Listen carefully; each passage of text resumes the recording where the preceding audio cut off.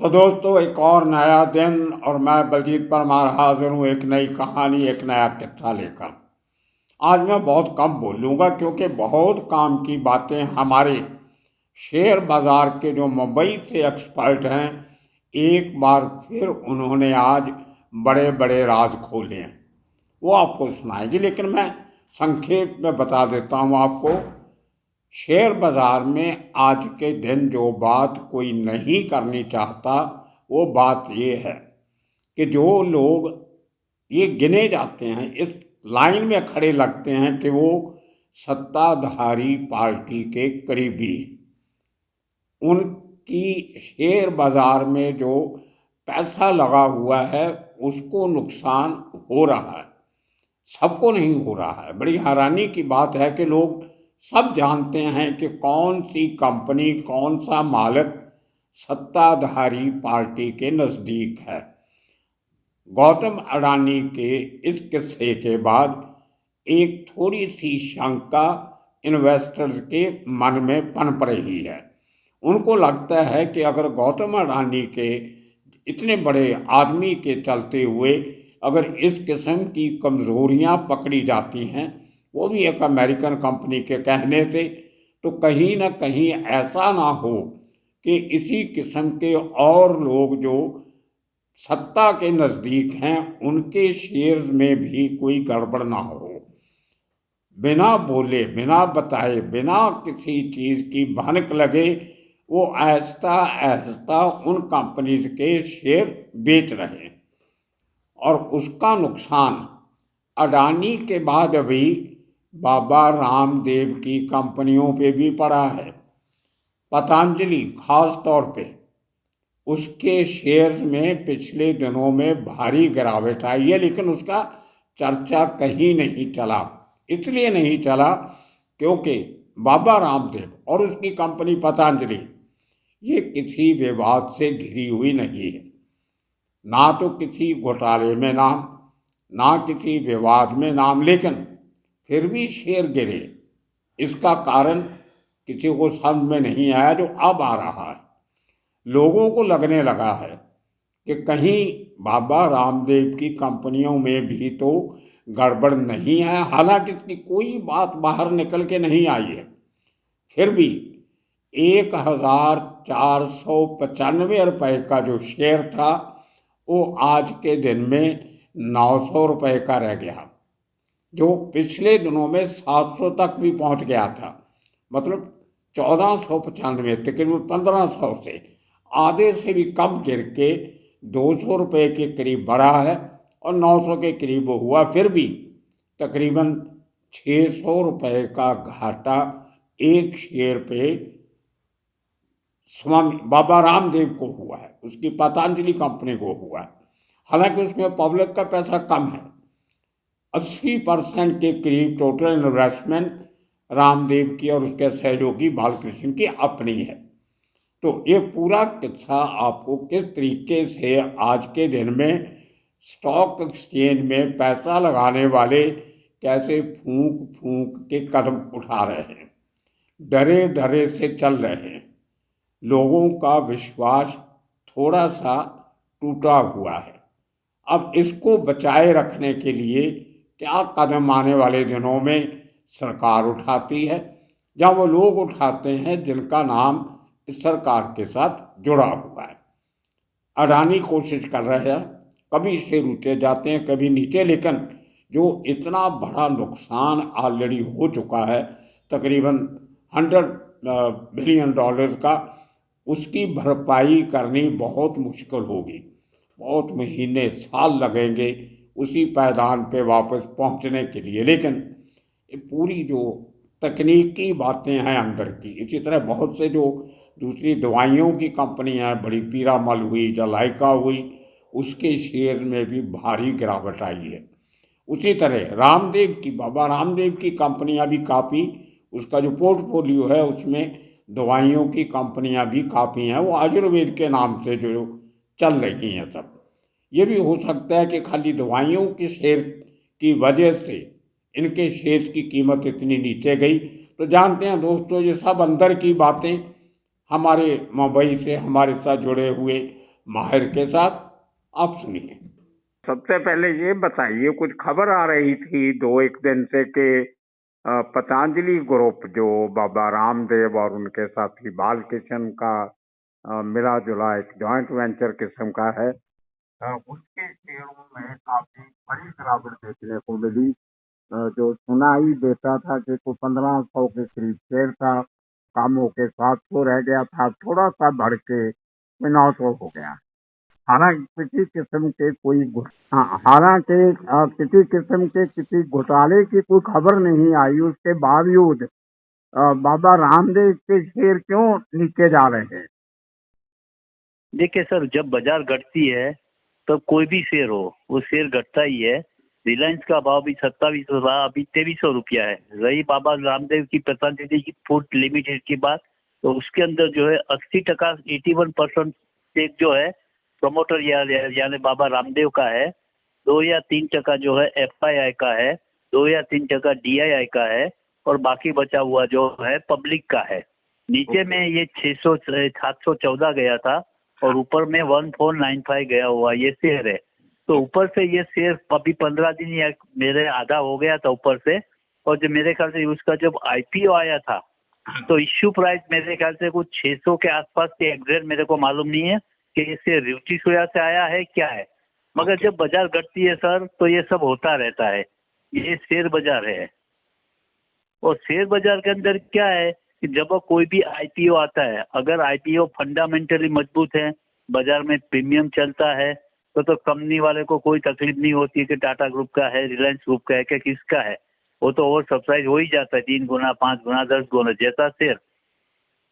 अगर कोई कंपनी का शेयर बराबर नहीं है, प्रमोटर बराबर नहीं है, IPO तो लाया है, तो वो लोग क्या करते हैं, फंड मैनेजर, म्यूचुअल फंड होते हैं, उसके मैनेजरों को कांटेक्ट करते हैं कि भाई तुम हमारा IPO भरने में हमको हेल्प करो। एग्जाम्पल के IPO की प्राइस 500 रुपया है, वो फंड मैनेजर को बुलाते हैं, बात करते हैं कि भाई तुम हमारा इश्यू कितना शेयर तुम लोगे, 1 करोड़ लोगे, 2 करोड़, जो भी वो शेयर लेते हैं उसके ऊपर उसको 10 रुपया 5 रुपया 3 रुपया जो है ऊपर का कमीशन उसको दिया जाता है। और ऐसे ऐसे इश्यू बढ़ जाता है। और कई फंड मैनेजर जो पहले 10 या 12 साल पहले शेयर बाजार में नौकरी करते थे, आज की तारीख के अंदर जो वर्ली जूहू जैसे एरिया के अंदर रह रहे, करोड़ों अब्जों रुपया उसने कमाए हुए है।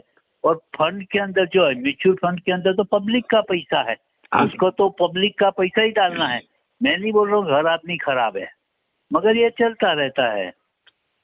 इसके साथ ये भी लगा कुछ के एक तो और बड़ी कंपनियां जैसे पीरामल हुआ या लाइका लैब हुआ, वो जिनका एक जमाने में एयरपोर्ट के पास फैक्ट्री हुआ कर रहा था, बंद हो गई अभी, उनका भी काफी गिरावट आई ये शेयर में। देखो, पीरामल एंटरप्राइजेस का शेयर अभी घटा हुआ है। उसमें से उसके कुछ इश्यू आया था, पीरामल फार्मा लिमिटेड, जिसका 1.5-2 महीने पहले उसका भाव 160 के 65 के करीब था। और ये भाव में करीब आज 90 रुपया, आज का भाव कुछ 90 रुपया था, 10% नीचे था। उसके अंदर भी जो है इन्वेस्टर को बहुत अच्छा खासा जो नुकसान हुआ है। रही नया इश्यू की प्राइस, अब नया इश्यू देखिए, नाइका क्या भाव में इश्यू आया था, 1600 में इश्यू आया था। उसके बाद उसने 1 शेयर पे 5 शेयर बोनस दिया, अभी उसका भाव 150 रुपया है। पेटीएम का इश्यू आया था 2150 के अंदर, वो नीचे में उसका भाव 450 रुपया हुआ था, अभी वो 700 सवा 700 है, 2 दिन 3 में वो बढ़ा है। पॉलिसी बाजार कौन से भाव में इश्यू आया था, आज इश्यू कहाँ गया हुआ है। ये कोरोना काल के अंदर जो ऑनलाइन जो ये लोग जो बैठने चालू किया है, जिसने शेयर बाजार का नॉलेज बिल्कुल नहीं था, उन लोगों को ये नया इश्यू है, बाजार के अंदर ये लोग आना चालू किया। 5 रुपए की बजट, देखो बाजार के अंदर कोई भी कंपनी, शेयर बाजार जो है रूमर के ऊपर चलती है।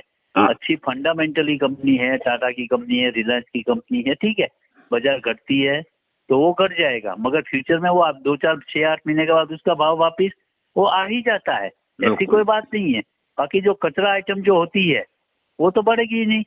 और शेयर बाजार के अंदर आज मैं बोलूँ, हिंदुस्तान की पब्लिक कितनी है, 150 करोड़ है, बराबर है। CDSL के अंदर 11 करोड़ अकाउंट है डीमेट के, तो आप परसेंटेज पकड़ के चलो कि कितने हैं, 1.1% से थोड़ा ऊपर हिंदुस्तान की पब्लिक का इसके अंदर ये शेयर बाजार के अंदर इन्वेस्टमेंट है। मोस्टली लोग का जो है, पहले वो लोग शेयर बाजार में डायरेक्ट करते थे ब्रोकर के पास, मगर अभी जो है वो म्यूचुअल फंड में करने लगे हैं। कई लोग SIP करते हैं, और म्यूचुअल फंड के अंदर भी जो फंड मैनेजर होते हैं उसका एक ग्रुप होता है, उसका चार लोगों की या 3 लोगों की कमिटी होती है। वो डिसाइड करते हैं कि अपने को कौन सा शेयर लेना है और कौन सा शेयर बेचना है। अभी रही है FII की बात। जब FII को माल लेना रहता है, वो समझो कोई 400 रुपये की चीज है, वो 500 तक करके भी लेती है, और जब बेचना रहेगा तो 500 तक वो बेचती भी है। मगर FII का शेयर जब भी लिया जाता है या बेचा जाता है, जिस बाजार चालू होने से पहले उसकी जो ऑफिस के अंदर, जो ऑफिस होती है रूम के अंदर, सबका मोबाइल लिया जाता है। मोबाइल रखने के बाद ही बोला जाता है कि अपने कोई एग्जाम्पल के टाटा शेयर का, टाटा टी है या रिलायंस का शेयर अपने को इतना इतना लेना है। वो इसके लिए है कि उन लोग का माल मिल जाए। अगर पहले से ही बोल के रख दे कि भाई अपने को बाजार खुलने से पहले अपने को इतना शेयर लेना है, तो बाजार में बाहर आ जाएगा, मालूम पड़ जाएगा FII। और फिलहाल जो है FII की थोड़ी सेलिंग है, ऊपर में बाजार 64,000 के करीब गया हुआ था, और ये अडानी की वजह से फंडामेंटली जो है वो थोड़ा खराब हुआ है। 59 पे आ गया मेरे ख्याल के 60,000 पे, अभी 60,000 के करीब चल रहा है। 64 के आसपास हाइक पे गया था वो। और अडानी का 2-3 दिन का पोजीशन ऐसी है, एक दिन चढ़ता है दूसरे दिन उतरता है, एक दिन चढ़ता है दूसरे दिन उतरता है। समझ में नहीं आता इन्वेस्टर को कि किया क्या जाए। और रही है बाबा पतंजलि लिमिटेड की बात, तो उसकी फेस वैल्यू जो है वो 2 रुपया है। बाजार के अंदर 1 रुपया, 2 रुपया, 5 रुपया और 10 रुपया फेस वैल्यू होती है। रिलायंस का जो शेयर है उसकी वैल्यू 10 रुपया है, तो आप एक कीजिए। और अडानी एंटरप्राइजेज जो है उसकी वैल्यू 1 रुपया है। ऊपर में इसका भाव 4,000 रुपया हुआ था, तो इसका मतलब क्या हो गया, उसका भाव 40,000 रुपया हो गया। बिल्कुल। बाबा रामदेव का जो शेयर है उसकी फेस वैल्यू 2 रुपया है, तो आज 950 के करीब था, तो उसका भाव 4500 रुपया हो गया। ये जरूरी नहीं है कि हर कंपनी की फेस वैल्यू ऐसी हो। टाटा ग्रुप की कई कंपनी ऐसी है जिसका 10 रुपये ही शेयर वैल्यू है, तो भी शेयर चलते हैं। टाटा ग्रुप जो है कभी स्पेकुलेशन में पड़ते नहीं है, फंडामेंटली वो रखते हैं। प्रमोटर जो है L&T जो है उसके प्रमोटर के पास 1% भी शेयर नहीं है, टोटली शेयर बाजार के अंदर है। उसको मालूम है कि हमारा काम अच्छा है तो लेने से पब्लिक आएगी ही, उसको कुछ सट्टा करने की जरूरत नहीं है, न जुआ करने की जरूरत नहीं है, न शेयर के भाव कितने की जरूरत है।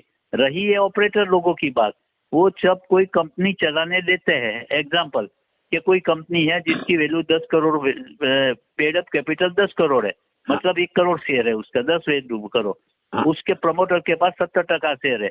प्रमोटर बोल भाव है 200 रुपया, वो ऑपरेटर के पास जाता है कि भाई अपने को इसका भाव 500-600 करने का है। तो ऑपरेटर जनरल इसमें क्या होता है कि प्रमोटर को बोला जाता है कि तेरे पास जितना शेयर है उसका तू हमको बैंक स्टेटमेंट दिखा। बैंक की तरह इसमें भी बैंक स्टेटमेंट आता है। वो फिर वो डीमेट अकाउंट खुलवाते हैं दोनों का जॉइंट के साथ। कहीं ऐसा नहीं हो जाए कि ऑपरेटर ये बाजू से भाव कितना चालू करे और वहां से वो जो है ये प्रमोटर माल देता जाए। ये शेयर बाजार है सर। और नया इश्यू की तो ऐसी हालत हो गई है जिसका कोई लिमिट नहीं है। ऊपर से सब इश्यू के अंदर 40, 50, 70, 80% पैसा घट गया हुआ है। नया इश्यू जब आता था एक कोरोना काल में ही ज्यादा इश्यू आया हुआ है। एक आप नोट कर दिए, पिछले 6 महीने से को हाँ कोरोना काल के अंदर ही इतना प्रीमियम बाजार में चल रहा है, इतना है, हावो किया, मीडिया का साथ मिला, बड़ी बड़ी इन लोग का मिला, कम फंडा में। आज मैं बोला पॉलिसी बाजार जो है उसको इश्यू लाने की जरूरत क्या थी। बिल्कुल उसको देख 5,500 स्क्वायर फुट के 1000 स्क्वायर फुट के बैठ के अंदर उसको तो ऑनलाइन ही सबको करना है। बाजार है, बहती गंगा है, सब लोग हाथ धो लो, मिल जाए तो मिल जाए। बिल्कुल। बोलिए सर। ये इनका आगे कैसे लगता है आने वाले दिनों में? अभी बजट से तो कुछ खास राहत नहीं, बजट से भी मार्केट खुश नहीं हुई।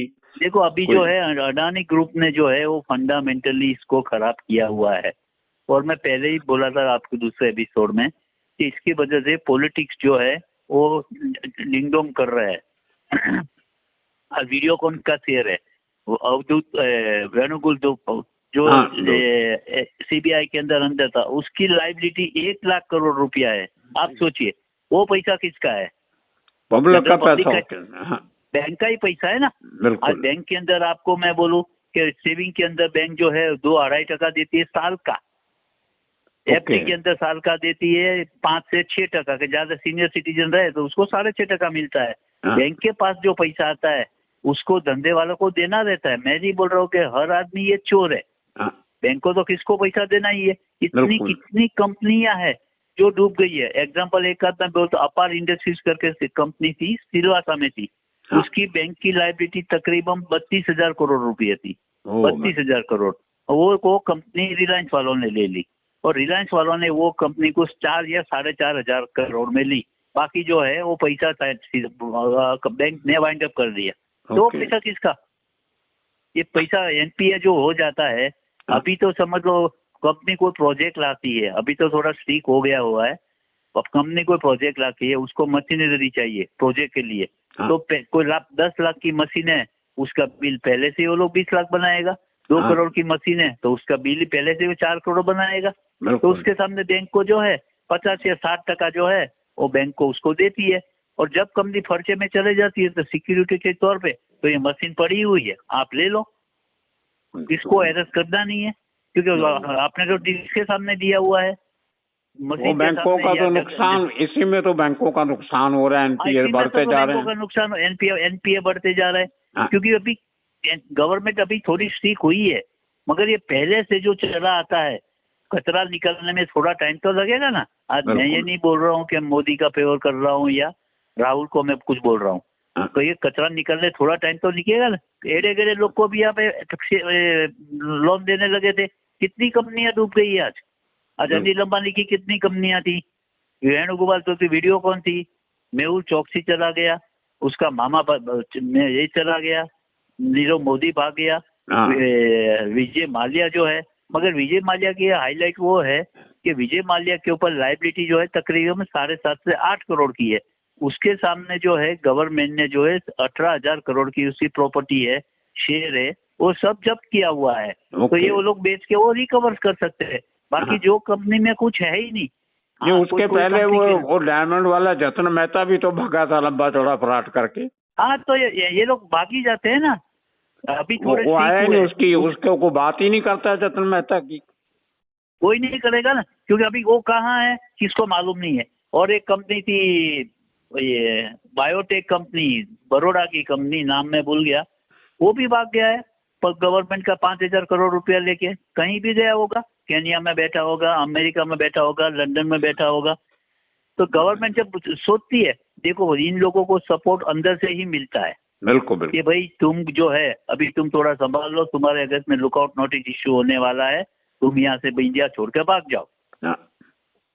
आज जो है विजय माल्या जो है भागा, नीरव मोदी भागा, उसका मामा मेहुल चौकसी भागा। 3 लोग को रात को कोई सपना तो नहीं आता है ना कि हमको कल कुछ होने वाला है। कोई ना कोई उसको इनसाइड इंफॉर्मेशन देते ही है ना, ये लोग निकल जाते हैं। मगर क्या मतलब है, वहां जाके भी तुमको कायदे से तो लड़ना ही है। अब नीरव मोदी जेल में है, मेहुल चौकसी जो है करम्बियन कंट्री में जाके बैठा हुआ है। अरे तुम्हारे यहाँ धंधा, अच्छा खासा धंधा था, फांदा फूंदी करके तुम लोग को मिला क्या? बिल्कुल। और इतनी बहुत सी कंपनियां भी चाइना में जाके इन्वेस्ट कर रही हैं, बताओ, यहाँ के पैसे लेके चाइना में लगा रहे हैं जाके, यहाँ लगा रहे। तो वो गवर्नमेंट को मालूम नहीं है क्या? ये सेबी को मालूम नहीं है क्या? सेबी को कुछ मालूम पड़ता है कि कंपनी वाले ने कुछ शेयर के अंदर मैनिपुलेट किया है, तो उसको 2-4 महीने के लिए, 1 साल के लिए उसको बैन करते हैं कि तुम्हारा प्रमोटर जो है वो शेयर रिवेट नहीं करते। पर इसके अंदर मरता कौन है? स्मॉल इन्वेस्टर मरता है। बिल्कुल। जितने नए इश्यू आए उसके अंदर मर कौन गया है? Small investor. मुझे लगता नहीं अभी जल्दी कोई इश्यू आएगा किसी कंपनी का, 2-4 महीने तो नहीं आएगा कोई। नहीं, फिलहाल नहीं, क्योंकि FIIP कंटिन्यूस बिकवा ली है। अडानी ग्रुप ने जो है ये माहौल खराब किया हुआ है, ब्रोकरों के बाद धंधा कम है, कहाँ से आएगा? अभी रिलायंस का भाव ऊपर में 2700 हुआ था, वो घट के अभी रिलायंस जैसी ग्रुप के आइकन 2300 रुपया हुई। ऐसी तो बहुत सी कंपनियां जो 52 लो पे चल रही है, और कई कंपनियां तो लाइफ टाइम लो पे चल रही है। फंडामेंटली होते हुए भी जब तक जनरल पब्लिक बाजार में नहीं आएगी तब तक शेयर बाजार चलेगा कैसे? और रही है म्यूचुअल फंड की बात, तो कोई 1 साल के लिए SIP करता है, कोई 2 साल के लिए करता है, कोई 4 साल के लिए करता है। एग्जाम्पल 2019 में जिसने SIP किया होगा 5 साल का, उसका भी SIP जो है अगले साल जो 2024 में उसका खत्म हो जाएगा, हाँ। तो उसको पैसा देना पड़ेगा। बिल्कुल। एसआईपी के अंदर 7 से 7.5% मिलता है। वो डिपेंड ऑन बजट, पहले ही बोल देते हैं कि ये मार्केट के ऊपर है, अप डाउन के ऊपर। म्यूचुअल फंड एक आदमी से पैसा लेते तो दूसरे का तो जब आता है तो उसको तो आना है, उसको वापस उसको देना ही है। बिल्कुल। और ये शेयर बाजार जरूरी नहीं है कि एसआईपी में आप कमाओगे ही, क्योंकि बैंक आज ब्याज देती नहीं है, 2% सेविंग पे देती है, एफडी के ऊपर 5.5% देती है साल का। अगर म्यूचुअल फंड 8% या 9% देती है तो मिडिल क्लास के लिए काम आता है ना, उसकी फ्यूचर की फैमिली के लिए, कि वो सोचे कि भाई मेरी बेटी है 5 साल के बाद बड़ी होने वाली है, तो मैं अभी से 10 लाख रुपए या 5 लाख रुपए, जैसी जिसकी ताकत वो रख देता है। अभी तो एसआईपी में बहुत लोगों को मिला भी है, अच्छा खासा पैसा मिला है, क्योंकि बाजार जो चली है बहुत खासा पैसा मिला है। और अभी जिसने एसआईपी किया होगा वो तो फंस गया, क्योंकि एसआईपी के अंदर अडानी के 100% शेयर होंगे, रिलायंस ग्रुप के 100% शेयर होंगे। ये तो रिस्की बाजार है, जुआ बाजार है। बिल्कुल। लंबा रहो बेटर है। अच्छी स्क्रिप्ट है, मैं नहीं बोल रहा हूँ, अच्छी स्क्रिप्ट लो, एचडीएफसी बैंक है, आईसीआईसी बैंक है, और जब भी कोई स्क्रिप्ट लेते हो अगर आपको 15-20% का नफा मिलता है उसको छोड़ दो, बेच दो, छोड़ दो मतलब बेच दो। किसकी बातों पे भरोसा मत करो, अरे नहीं तो ये क्यों बेचा, इसका भाव बढ़ जाएगा। अरे अगर आपको महीने 2 महीने के अंदर अगर 15-20% रिटर्न मिलता है और क्या चाहिए। गवर्नमेंट आपको 3% रिटर्न देती है, 4% देती है, मगर ये पब्लिक समझती नहीं है, क्योंकि शेयर बाजार का हर एक को नॉलेज नहीं है। और दूसरी बात ये कि जितनी कंपनियां भाग गई है या प्रमोटर भागे हैं, उन लोग को कोई तकलीफ नहीं है, उसकी लाइफस्टाइल तो वो ऐसे ही जीते हैं, बिजनेस क्लास में आते हैं, बिजनेस क्लास में चलते हैं, चाहे इंडिया में रहे हो कहाँ भी रहो, मरता कौन है, मिडिल क्लास, जिसको लोकल ट्रेन में जाना है और ट्रेन में जाना है। बिल्कुल। तो सुना दोस्तों आपने कैसे कैसे शेयर बाजार में उतराव चढ़ाव आ रहे हैं। आने वाले दिनों में देखना होगा कि इनका आगे क्या असर होता है। पार्लियामेंट के दोनों सदन में, राज्यसभा और लोकसभा में बहुत बड़ा विवाद चल रहा है। पहली बार ऑपोजिशन को गुस्से में देखा गया और प्रधानमंत्री नरेंद्र मोदी को गुस्से में देखा गया। अब ये गुस्से के बीच में से क्या और असर निकल के आता है वो आने वाले दिनों में पता चलेगा। तब तक के लिए आप सबका बहुत बहुत शुक्रिया, धन्यवाद।